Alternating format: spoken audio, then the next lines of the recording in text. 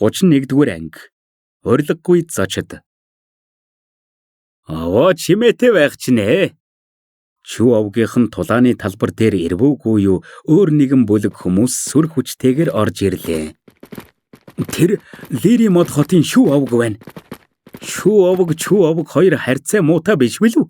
Яаж энд ирд зүрхэлдэг байна? Шинээр ирсэн хүмүүсийг чүү овгийн хамгийн том эсэргүүцэгч шүү овг гэдгийг бүгд л мэдэж байлаа. Шүү овг бол хажуу хотын захирагч овг. Байгалийн нөөцөөс болж энэ хоёрын дунд баггүй зөрчилдөөн үүсдэг. Эрт оройгүй чүү болон шүү овгийн хооронд том тулаан болно гэж олон хүмүүс бодно. Шүү овг маш олон хүн дагуулж ирсэн болохоор асуудал үүсэх нь гэж үзэгчид бодож байв. Шүүцян, өнөөдөр манай чүү овгийн цуглаан болж байна. Яах гэж ирсэн юм? Энийг харсан чүү овгийн 6 хүүгийн хамгийн том хүү Чүүвэйн аав Чүүрэний хэдэн хүн дагуулan урдаас нь нүр тулан зогслоо. Чүүрэний, юундаас хурж игнэв? Бид зүгээр баяр дээр баяр нэмэх гэж ирсэн юм. Шүүцян Чүүрэний рүү бассан харцаар харж байгаа нь түүнийг юм чинээ тоохгүй байгааг илтгэн. Шүүцянч бас овгийнхан хамгийн ахмад хүү болохоор Цүүрэнийгээс дутгааргүй байв. Тэр ирээдүйн шүү овгийн ахлах бас спиритийн 9-р төвшин юм. Тиймээс Чүүрэний түүнтэй харьцуулах битгий хэл энэ дүүцэхгүй юм. Түүнтэй ярилцах хэрэгтэй цор ганц хүн бол Чүү Йомба юм. Шүүцян, бид чүү овгийн цуглаан дээр шүү овгийг хүлээж авахгүй. Энэ үед Чүү Йон алхан ирлээ. Юу вэ? Чүү овогт өөр хүн байдгүй мө? Чамд надтай ярих эрх байгаа гэж бодоо юу? Шүүцяны царай нь хувирч спиритийн 9-р төвшний энерги гарган Чүүрэний тэр хэдийг чиглүүллээ. Энэ мөчөд Чүүрэний хөмсгөө зангидан зогслоо. Учир нь одоогийн тэр дөнгөж спиритийн 8-р төвшин болохоор энэ хүчийг эсэргүүцэж чадхааргүй байв. Гэвч энэ үед Чүү Юан урагш алхан хүйтнээр хэллээ. Чүү Юан би ганцаараа байхад чам шиг дөнгөн. Яриага дуусмагцаа Чүү Юан биесээ хүчтэй энерги гаргалаа. Түүний гаргасан энерги Шүүцяны энергийг дараад зогсохгүй шүү овгийн зүг дайрсаар байв. Энэ бүхэн дэндүү хурдан болсон болохоор Шүүцян хөдлөгч цаг олдсонгүй. Чүү Юаны гаргасан энергийг ганц Шүүцян л эсэргүүцэн байрандаа зогсно. Бусд нь хойш түлхэгдсэн байлаа. Спиритийн 9-р төвшин. Шүүцяны нүүрэнд гайхширал тодорно. Тэр Чүү Юаныг спиритийн 9-р төвшөнд ороод зогсохгүй түүний хүч өөрийнхөөс нь илүү байна гэж огт төсөөлж байсангүй. Чүү овгийн 5 дахь хүү Чүү Юан спиритийн 9-р төвшөнд орж гайхалтай. Өдийн насан дээрээ спиритийн 9-р төвшөнд орж байдаг. Овгийн ахлах хэн болох нь тодорхой болчихлоо доо. Чүү Юаны энергийг мэдэрсэн үзэгчид тулааны талбарын гаднаас гайхширан ярилццгаана. Тайван сууж байсан Чүү Йомба хүртэл хэсэг гайхширсны дараа нүүрэнд нь баяр баясгал тодорно. 5 дугаар дүү хизээ төвшин агс юм? Чүүрэний догдлон асуулаа. Том ахаа, би хэдэн өдрийн өмнө л төвшин агсан. Чүү Юан хөнгөн инээмсэглэн хариуллаа. Чүү Юан ахтайгаа үргэлж хүндэтгэлтэй харьцдаг. Сайн хэрэг. Төвшин агсан чинь сайн хэрэг. Овгийн ахлахын суудалд чи суух юм байна. Чүүрэний нэмсэглэн Чүү Юаны мөрөн дээр гараа тавилаа. Ерөнхийдөө овгийн хамгийн ахмад хүн ахлах болдогч энэ бүхэн түүнд хамаагүй байсан юм. Тэр Чүү овгийн хүчинд л их анхаардаг. Том ахаа, тэгж хэлэхэд арай эрт байгаа юм биш үү? Гэнэт Чүүрэнигийн ардаас спиритийн 9-р төвшний хүч мэдрэгдлээ. Хойш харсны дараа Чүүрэний Чүү Юан хоёрын царай хувирахгүй байж чадахгүй байлаа. Тэдний ард цагаан царайтай дундаж насны эрэгтэй алхан ирлээ. Энэ бол Чүү овгийн 6 дахь хүү Чүү Хонфэйн аав Чүү Наншан. 6 дугаар дүүч бас 9-р төвшөнд орчихоо юу? Чүүрэнийг жаргалтай царай улмал баяр баяслаар дүүрв. Том ахаа, ердөө л спиритийн 9-р төвшин шүү дээ. Тэгж сүржигнэх хэрэг байна уу? Миний зорилго бол үүслийн төвшин. Чүү Наншан тайван гэгч нь инээмсэглсэн ч түүний биеэс бахархлын аура ялгарна. Чүү овгийн 6 дугаар хүүч бас 9 дугаар төвшөнд оржээ. Овгийн агтлахын суудал хэнд очих нь тодорхойгүй болчихлоо. Өнөөдөр сайхан зүйлс болох нь те. Үзэгчид баяртай наргагүй ярихч бусад овгийнхны царай ярвайсан байлаа. Спиритийн 9 дугаар төвшний 2 хүн гарч ирсэн нь ямар утгатайг тэд сайн мэднэ. Ангра бүдүүлэг шүүцян хүртэл хөмсгөө зангидан уруулан татна. Эдгээр зүйлс шүү овгийн хувьд огтхонч сайн мэдээ биш байв. Ирсэн хүмүүс бүгдээрээ зоочод Рени шүү овгийнхонд суудал гаргаж өг. Энэ үед аянга мэд тод хоолойгоор Чүү Юанба хэллээ. Энэ мөчөд Чүү Юанбагийн нүрээр дүүрэн инээмсэглэл тодорч байв. Чүү Юан, Чүү Наншан хоёр түүний хамгийн бага хоёр хүү. Энэ хоёр хоёулаа спиритийн 9 дугаар төвшөнд орсон нь өөслийн төвшөнд орох нь цаг хугацааны л асуудал гэсэн үг. Чүү овг зүү ёсны өв залгамжлагч нартай болсон байхад яаж Чүү Юанба баярлахгүй байх вэ? Тэр дэндүү баяртай байсан болохоор шүүцян болон бусдын тоолгүй суудал гаргаж өглөө. Шүү овгийнхан дагаад явна. Аавынхаа үгийг сонссон Чүү Рени олон юм ярилгүй шүү овгийнхныг суудалд наваачив. Чүү Юан цуг явах гэж байсан ч Чүү Наншан алхан ирээд аажуухан асуулаа. 5 дугаар ахаа, аав хэнийг сонгоно гэж бодож байна? Таныг уу намайг уу? Өөрөөс нь асуу гэж хэлээд яваад өгөв. Тэд ах дүүсч гэлээ Чүү Юан Чүү Наншаны арга барилд дургүй. Хэрвээ түүнээс хэнийг хамгийн ихээр овгийн ахлах болгомооргүй байна гэж асуувал тэр гарцаагүй Чүү Наншаныг сонгоно. Чүү Юаныг эргэж хараад явах үед Чүү Наншаны нүүрэнд инээмсэглэл тодрон харцан мөс мэт хүйтэн болов. Гэвч тэр гуравтай харьцуулбал Чүү овгийн нөгөө 3 нэр дэвшигч нар хөмсгөө зангидан санаа зовсон царай гаргацгаана. Чүү овгийн ахлах болох тэдний боломж аль хэдийн алга болчихсон болохоор гунигэлцгаана. Гэхдээ хамгийн их гутарсан нь Чүү овгийн 4 дугаар хүү байсан юм. Тэр спиритийн 8 дугаар төвшин байсан юм. Хэрвээ түүний хүү Чүү Шүн тэнгэрт тулсан үнээр арай гэж авсан сүнслэг шүрийг алдаагүй байсан бол тэр өдийд спиритийн 9 дугаар төвшөнд орчихсон байх байсан юм. Чүү Юан, Чүү Наншан хоёр шиг олны урд гарan хүчээ гайхуулагч байсан юм бэлэн. Бодох тусмал түүний уур улам их хурж шүдэ хавирч байлаа. Толгойн 7 нүхнээс нь уур савсан гарч байв. Цуглаан дууссаны дараа Чүү Шүнийг ахиад хэд ташуурдахаар битүүхэн шийдэв. Баларлаа. Аавын харцанд дангаараа хүн алхаар байна. Цуглаан дууссаны дараа аав намайг барихаас өмнө хурдхан шиг 1000 салхис сургууль руу буцахгүй бол. Тулааны талбарын нэг буланд Чүү Шүн нууцхан аавынхаа нүрийн хувирлыг ажиглана. Яаж шийтгүүлэх бол гэж бодох болгонд нүд нь бүлтрэх шахам ийш тийш харна. Тэр шүдээ зуугаад ингэж хэллээ. Чүүфэн, хариуг чинь заавал өгнө. Чүү Шүн үү? Царай чинь яаж гав? Хэн ч ямаг ийм болгочихов? Энэ үед танил хоолой сонсогдлоо. Толгоогоо өндийлгэн хартал Чүү Шүний царай ихээр хувирв. Нэг холгүй аавда зодуулах болсон гол учир шалтгаан хэргийн эзэн өөдөөс нь харан зовлонд нь баясан инээмсэглэж байв. 32 дугаар анги бууж өглөө. Чүүфэн, би чамайг ална да. Туйлдаа хүртэл гутарсан Чүү Шүн Чүүфэнийг харсан даруйдаа тесрэх бөмбөг мэтэл уурандаа тесэрлээ. Тэр бусад хүмүүсийг үлдтон спиритийн 5 дугаар төвшний энерги гарган Чүүфэн рүү дайрлаа. Тэр бүх хүчээрээ ганц цохилтоор Чүүфэнийг алахыг хүссэн юм. Хэм миний дүү гэмтэхийг харъя л да. Чүү Шүнийг ойртохоос өмнө ууртай хоолой хэнгэрэг хаглах шахлаа. Яг энэ үед хүчтэй салхи түүнийг чиглэн ирж газар унгах шахам хойш түлхлээ. Чүүгүй юу? Чүүфэний хажууд байх царайлаг залууг харсан Чүү Шүн сандарлаа.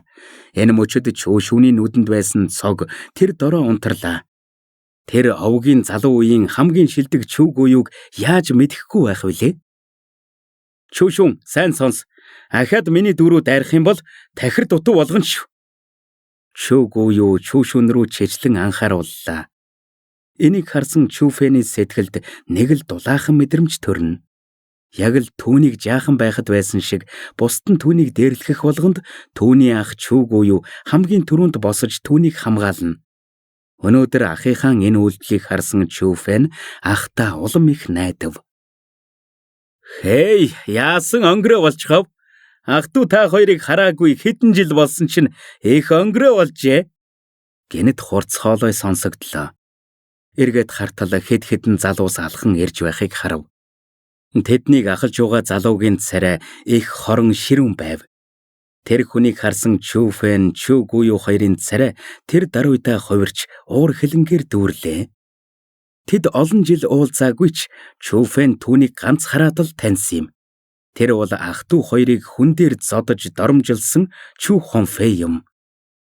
Чүү Хонфэй, чи үнэхээр эргээд иржээ.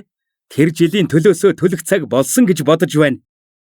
Чүү буюугийн харцанд уур хилэн гэрэлтэн хүйтнэр хэллээ.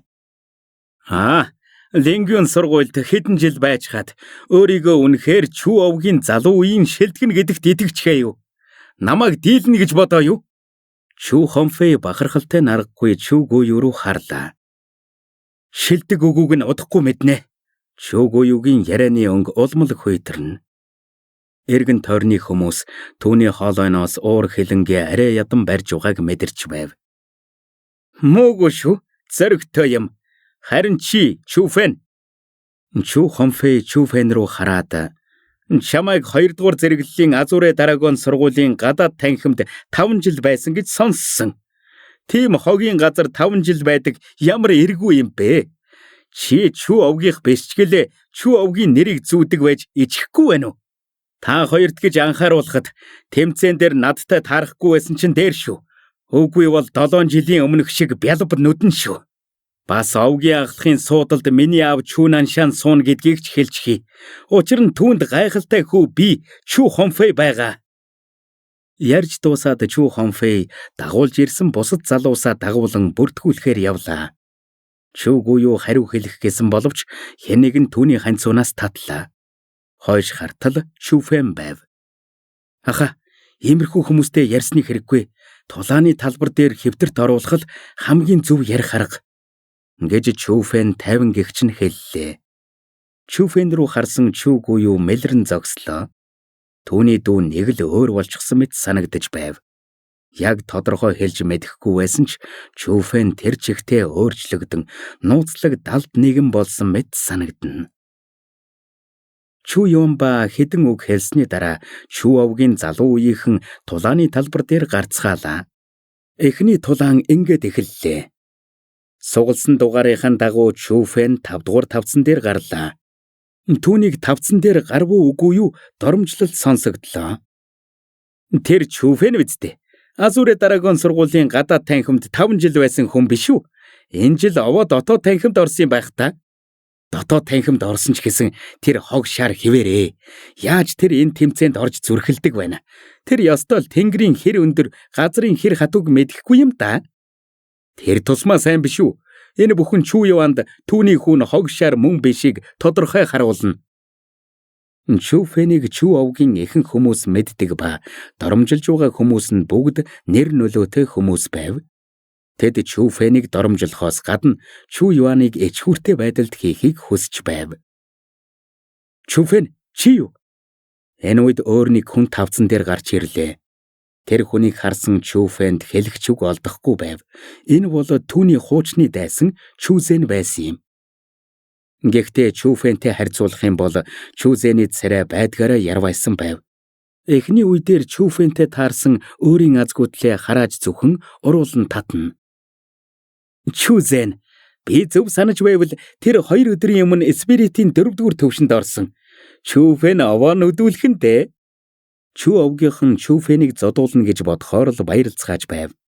Тэд бүгд л Чүү Зэн амархан Чүү Фэнийг нухчихна гэж бодож байлаа. Чүү Зэн болон түүний ах хоёр Чүү Фэнд багаасаа дургүй байсан. Тэд Чүү Зэнийг бие барихгүй дайрна гэдэгт итгэлтэй байсан болохоор Чүү Фэнийг навс гүйлхийг тэсэн ядан хүлээж байлаа. Би бууж өглөө. Яг энэ үед тавцан дээр зогсож байсан Чүү Зэн гараа өргөн чангаар ориллоо. Тэр бууж өглөө. Чүү Зэн, чи яаж байна? Тулалдаач хүү ээж бууж өгнө гинэ. Ууртай хашгиран хажуухнаас сонсогдлоо. Энэ бол Чүзэний аав байсан юм. Юу болчихв? Энэ бүхэн үзэгчдийг цочролд орууллаа. Бууж өгсөн? Чүү овгийн тэмцээнд ийм зүйл харах ховор. Дээрээс нь бууж өгч байгаа нь Чүзэн. Харин түүний өрсөлдөгч нь Чүфэн. Байж боломгүй юм. Чүзэн тэнэг болчихоо юу? Түүний тархин саадчихаа юу? Юу болсон юм бол? Чүү овгийнханд бүр хэлэгч үг олдохгүй байлаа. Яагаад Чүзэнийг ингэснийг мэдэхгүй ч үнэхээр том цочрол болсон юм. Чүү Йомба хүртэл Чүзэний үйлдэлд гайхширв. Тэр хөмсгөө зангидан ширтэн. Түүний хөгшөрсөн харцнаас эргэлзэж байгаа нь тод харагдана. Чүфэн яллаа. Гэвч ялалт бол ялалт. Чүфэн эхний тулаанд ялагчаар тодорлоо. Хүмүүс нэг л итгэж өгөхгүй байсан ч тэмцээний хамгийн эхний ялалтыг Чүфэн авсан юм. Эхний үеийн дараа Чүфэн дараагийн тавцан руу явлаа. Дараагийн тавцан дээр гарах үед өөдөөс нь хэдхэн хоногийн өмнө зодсон хүн нь харан зогсож байхыг харсан Чүфэн өөрийн ирэхгүй инээмсэглэлээ. Тэр бол Чүзэний ах Чүчэн байсан юм. Энэ үед Чүчэний царайд цонхиж уруулан ногоорлоо. Тэр дотроо битүүхэн хараалаа. Дүү бид хоёр ёстол 8 үеийн азгүйтлэр дүүрэн юм да. Яаж яваад энэ нэг чөтгөртөө таарчдаг байна. Тэр дотроо хичнээн хүсэхгүй байсан ч Чүфэнд дэндүү хэрцгий задуулсан болохоор түүнтэй тулалдах зөрөхгүй байлаа. Хэсэг бодсны дараа түүний хийсэн үйлдэл нь Чүү овгийнхныг цочролд ортол нь гайхшруулсан юм. Би бууж өглөө. 33 дугаар анги. Чүфэний эсрэг Чүшүн. Навшигч юу болоод байна? Энэ удаа ганц Чүү овогч биш, Чүфэнийг мэддэггүй гадныхан хүртэл түүн рүү ширтлээ. Энэ юун залуу вэ? Тэр өрсөлдөгчдөө дарааллуулан бууж өгөхөд хүргэлээ. Мэдхгүй. Гэхдээ түүний ховцыг харвал тэр Азүрэ дараагийн сургуулийн дотоод танхимынх юм шиг байна. Гэхдээ тэр өнгөрсөн Чүү овгийн цуглаан дээр ирээгүй байх. Тэр тэмч энгийн биш бололтой. Гарцаагүй энгийн биш. Тэр тулалдагчгүй өрсөлдөгчөө бууж өгөхөд хүргэж байна гэдэг ирээдүйн ямар байх вэ? Чүфэн рүү ширтэн ярилцах хүмүүс түүнийг их мундаг хүн байна гэж бодоцгоож байв. Юу л яриад байна та? Тэр чин Чүү овгийн хог шар байхгүй юу? Чүфэнийг үзэн яддаг Чүү овгийн нэг залуу ууртайгаар хэллээ. Өө, чи энэ залууг мэддэг юм уу? Гэж том биетэй залуу асуулаа. Мэдлгүй ядгийм. Тэр гарцаагүй Чүзэн Чүчэн хоёрт авилгал өгсөн байх. Дараагийн үе дээр гарцаагүй ялагдана гэж этгэлтэй наргагүй хэллээ. Чи түүнийг мэддэг байх нэ? Хүн дээр битгий тусгаж яваарай. Гэхдээ чи өдий настай болчиход тэр хүүхдийг муулахаасаа ичихгүй байна уу? Гэд том биетэй залуу инээмсэглэлээ. Юу? Би түүнийг муулж байна гэж юу? Би зүгээр л үннийг хэлж байна. Чүү овгийн эрэгтэй ууртайгаар хэллээ. Тэгвэл мөрийцүүл яаж байна? Чиний хэлснээр дараагийн үе дээр энэ залуу хожигдох юм бол энэ мөнгөн зооснууд чинийх болно. Үгүй бол мэдэж байгаа биз дээ. Том биетэй хүн ууд дүүрэн мөнгө гаргаж ирлээ. Яагаад болохгүй гэж чамайг л мөрийцхөөс айх байх гэж бодож байлаа. Мөнгө өөрөө атханд нь орж ирэхийг харсан Чүү овгийн эрэгтэй юу гэж зүгээр өнгөрөөхөв. Тэр ч мөн адил ууд дүүрэн мөнгөн зоос гаргаж ирлээ. Би бууж өглөө. Гэвч яг энэ үед тулааны талбарын дунд хэсгээс ахин нэг орилох дуу сонсогдлоо. Тэр зүг рүү харсны дараа Чүү овгийн эрэгтэй өөрийн ирэхгүй цочирдлоо. Чүфэний байсан тавцан дээр ахин нэг өрсөлдөгч Чүү Гао бууж өглөө. Навшигч ямар азгүй юм бэ? Чүү овгийн эрэгтэйд хэлэх үг олдохгүй байв. Мөрийгөө алдсанд чинь харамсаж байна. Гэд том биетэй залуу нөгөө залуугийн гараас ууттай мөнгөн зоосыг инээмсэглэн авлаа. Нэг уут мөнгөн зоос нь ингээд явахыг харсан Чүү овгийн залуу гутраад ахаад нэг мөрийцмөр байна уу? Энэ удаа би 3 уут мөнгөн зоос мөрийнд тавья. Яагаад болохгүй гэж чамайг л айгаад мөрийцэхгүй байх гэж бодож байлаа гэж том биетэй залуу хэллээ. Би ч бас мөрийцээ. Би тэр залууг ялна гэж мөрийцээ. Би ч бас тэр залуу дээр мөрий тавья. Энэ үед хажууд байсан хүмүүс нь мөрий тавьцгаалаа. Алив бүгдээрээ наашаа ирцгээ. Өөр мөрийцэх хүн байна уу? Бүгдэнтэй ч мөрийцье. Гэт сандарсан Чүү овгийн залуу байсан бүх мөнгөө гаргалаа. Хэдэн 10 уут мөнгөн зоос байв. Чүү Чэн, Чүү Зэн, Чүү Гаогийн үргэлжилсэн бууж өгөлтөөс болж үзэгчд бүр цочролд орж байв. Чүү овг битгий хэл гадныхан хүртэл мэлрэн зогсно. Чүү Фэнийг хэн гэдгийг мэдхийг хүссэн хүмүүсийн тоо олширсоор л байв. Тэд Чүү Гуюу гэж сонссон, тэд Чүү Хонфэй гэж сонссон. Энэ хоёр ч хоёулаа 1-р зэрэглэлийн сургуульд орцгоосон гоц суут хүүхдүүд. Харин Чүү Фэн хаанаас гараад ирэв? Хүмүүс асуултынхаа хариуг олж чадахгүй сууж байхад Чүү Фэн ч бас яахаа мэдэхгүй байв. Тэр энэ цуглаан дээр сүр хүчээ харуулахыг хүссэн ч ийм зүйл болно гэж төсөөлсөнгүй. Чүү Фэнийг сэтгэл гонсгор байхад тавцан дээр үзэгсэлэнтэй хүн гарч ирлээ. Түүн рүү харвал Чүү Швэ байв. Чүү Фэн дөрөв дараалсан ялалтанд чинь баяр хүргэе гэж хөөрхнөөр инээмсэглэн хэллээ. Чүү Швэ битгий тоглоод бай. Чүү Фэн арга ядан инээж байснаа гэнэт ойлгосон аятай. Дөрвөө би 3 ялсан шүү дээ. Чүү Швэ чи арай. Чүү Фэний гайхсан царайг харсан Чүү Швэ нэмсэглээд чангаар би бууж өглөө гэж орлоод тавцан дээрээс буулаа. Энэ үед тулааны талбар тэр чигтээ гүн цочролд орлоо. Чүү овгийн залуу үеийнхэн хүртэл Чүү Фэн рүү өөрийн ирэхгүй гайхширсан харцаар ширтэн. Тэд энэ болж байгаа зүйлсийг нэг л ойлгож өгөхгүй толгоогоор нь асуултууд дүүрч байлаа. Зөвхөн Азүрэ Драгон сургуулийн хэтэл Чүү Фэнтэй таараагүйдээ баярлаж байлаа. Үгүй бол бууж өгөхөөсөөр аргагүй. Үнэхээр их баярлалаа.